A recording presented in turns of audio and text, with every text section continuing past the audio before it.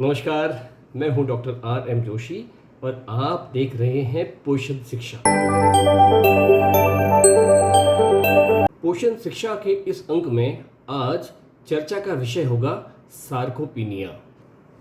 Sarcopenia के कारण हमारे शरीर की मांसपेशियां धीरे धीरे कमज़ोर होने लगती हैं, धीरे धीरे नष्ट होने लगती हैं, जिससे हमारे शरीर पर व्यापक दुष्प्रभाव पड़ता है। यह बीमारी इतनी व्यापक है कि इसे वृद्धावस्था का एक अंग ही माना जाता है। यह बीमारी 50 साल के बाद शुरू हो जाती है, लेकिन इसका व्यापक असर करीब 70 साल की उम्र के बाद दिखाई पड़ता है।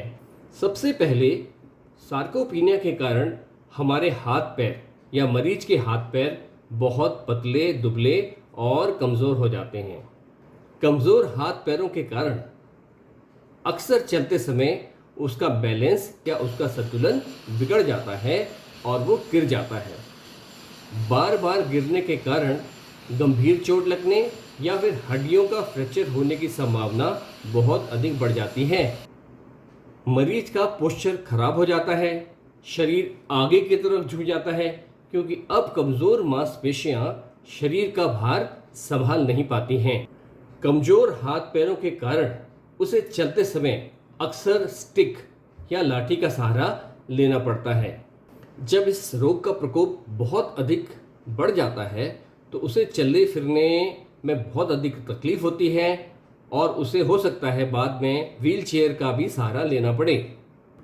जब इस रोग का प्रकोप बहुत अधिक बढ़ जाता है तो ऐसी स्थिति में उसे घर के अंदर चलने के लिए या अपने रोजाना के काम करने के लिए, जैसे बाथरूम जाने के लिए भी किसी की सहारे की जरूरत पड़ती है। चूंकि हमारा पाचन तंत्र भी मांसपेशियों से बना है, इसलिए सार्कोपीनिया के कारण हमारे पाचन तंत्र पे भी इसका बहुत ही अधिक दुष्प्रभाव पड़ता है। कमजोर मांसपेशियां या मसल्स के कारण खाना अधिक समय तक आंतों में पड़ा रहता है, जिससे गैस की शिकायत और कब्ज की शिकायत बहुत ज़्यादा बढ़ जाती है। आपने बुजुर्गों में अक्सर गैस और कब्ज की शिकायत देखी होगी और उसके लिए वो डॉक्टर्स के पास जाते हैं। डॉक्टर्स उन्हें कब्ज कम करने वाली दवाई देते हैं या गैस कम करने वाली दवाई देते हैं, लेकिन इस बीमारी का जो जड़ है वो आपके भोजन में ही छुपा हुआ है, वो सार्कोपीनिया में ही छुपा हुआ है। जब ये मांसपेशियां बहुत अधिक कमज़ोर हो जाती हैं तो व्यक्ति अपना मल यानी कि लैट्रिन या स्टूल संभाल नहीं पाता और कहीं भी किसी भी समय कपड़ों में ही अपना मल त्याग कर बैठता है।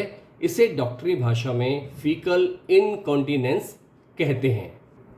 इसी तरह से पेशाब की थैली भी बहुत जब कमज़ोर हो जाती है तो व्यक्ति को अपने मूत्र या यूरिन पे नियंत्रण नहीं रहता है।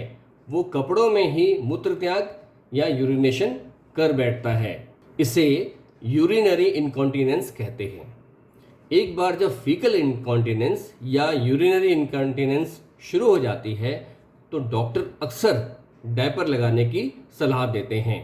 इस तरह सार्कोपीनिया के कारण क्वालिटी ऑफ लाइफ या जीवन की गुणवत्ता बहुत ही खराब हो जाती है और पेशेंट को अक्सर दूसरों के ऊपर निर्भर होना पड़ता है। बहुत अधिक कमज़ोरी और दूसरों पर निर्भरता ये व्यक्ति को बहुत अधिक दुखी और कुंठा यानी कि फ्रस्ट्रेशन पैदा करते हैं।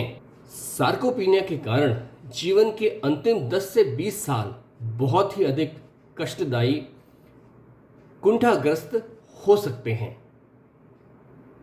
सार्कोपीनिया का कोई इलाज नहीं है, लेकिन खुशखबरी ये है कि आप बिना दवाई के मात्र जीवन शैली में परिवर्तन करके इस बीमारी के असर को समाप्त कर सकते हैं या इसके असर को बहुत अधिक कम कर सकते हैं, जिससे आप जीवन के अंतिम 10-20 सालों में भी एक सामान्य जीवन जी सकते हैं। दुनिया में ऐसे बहुत से लोग हैं जिन्होंने अपनी वृद्धावस्था को अपनी युवावस्था में बदल दिया और सार्कोपीनिया जैसी बीमारी पर पूरी तरह से काबू पा लिया। इनमें डॉक्टर जेफरी लाइफ की कहानी बहुत ही अधिक प्रेरणादायक है। 50 साल की उम्र के बाद प्रत्येक व्यक्ति को सार्कोपीनिया बीमारी से लड़ने का इंतज़ाम कर लेना चाहिए, जिससे ज़िंदगी के जो अंतिम 10-20 साल हैं वो आराम से गुजर सकें, वो एक सामान्य जीवन के रूप में गुजारे जा सकें। इस बीमारी से लड़ने के लिए हमारे पास 2 हथियार हैं। पहला है हमारा आहार यानी कि डाइट, और दूसरा है एक्सरसाइज या व्यायाम। इन 2 हथियारों के जरिए हम सार्कोपीनिया बीमारी पर पूरी तरह से काबू पा सकते हैं। इनके बारे में हम विस्तार से चर्चा अगले आने वाले वीडियोस में करेंगे। उन वीडियोस को देखना ना भूलें। आपको बता दूं कि पोषण शिक्षा वृद्धावस्था में होने वाली बीमारियां और उनके बचाव और रोकथाम के बारे में जानकारी देने वाला एकमात्र चैनल है। आप पोषण शिक्षा चैनल को अवश्य सब्सक्राइब करें। पोषण शिक्षा से जुड़कर आप अपनी वृद्धावस्था को शक्तिवान, ऊर्जावान और सुखमय बनाएं। मेरा सुझाव है कि आप प्रीमियम पोषण शिक्षा क्लब के सदस्य अवश्य बनें।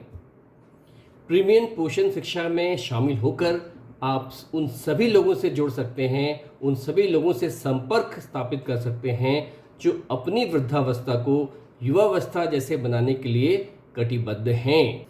प्रीमियम पोषण शिक्षा का वार्षिक शुल्क करीब 300 रुपये मात्र है, जो प्रतिदिन 1 रुपये से भी कम है। इसका जो शुल्क है वो बहुत ही कम रखा गया है ताकि ज़्यादा से ज़्यादा लोग इस अभियान से जुड़कर फ़ायदा उठाएं। प्रीमियम पोषण शिक्षा में शामिल होने का लिंक डिस्क्रिप्शन बॉक्स में दिया हुआ है। वृद्धावस्था में कष्ट उठाना या ना उठाना ये हमारे ऊपर है। थोड़ी सी मेहनत, थोड़ा सा संयम आपकी नियति को बदल सकता है। याद रखें, वृद्धावस्था में कष्ट उठाना हम सबकी नियति नहीं है। एक बार फिर, वृद्धावस्था में कष्ट उठाना हमारी नियति नहीं है। आप स्वस्थ रहें, ऊर्जावान रहें और सुखी रहें। इसी मंगल कामना के साथ अगले वीडियो तक के लिए आपसे विदा लेता हूं। नमस्कार।